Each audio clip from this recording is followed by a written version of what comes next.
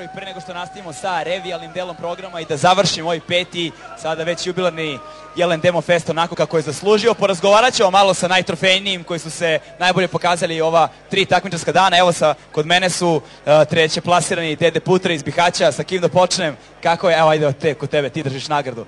Ajde, prvi utisci. Pa treba će mi 7 dana da dođem sebi. Jel da? Sutra moram na more da odmaram. Mislio sam da ću čir dobiti, morat ću prvo da idem kod doktora da se pregledam dobro. Šta vi mislite o glasanju, kako je bilo, kako je bila konkurencija?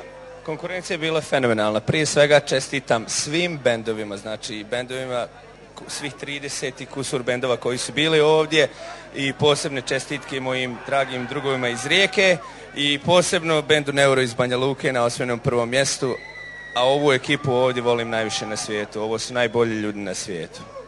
A da čujemo šta kaže ekipa, eto, reci ti meni svoje prve utiske. Mi volimo njega isto. A što se tiče takmičenja, što se tiče Jelen Demo Festa? Ma super, najbolja stvar na svijetu. Jel da? Naravno. Pozdrav za Banja Luku, molimo da čujem jedan veliki aplauz za Dede Putra. Evo Ida, mislim da je tu sa drugoplasiranim. Jesam, ja sam tu sa svojim Riječanima, Forza Piume!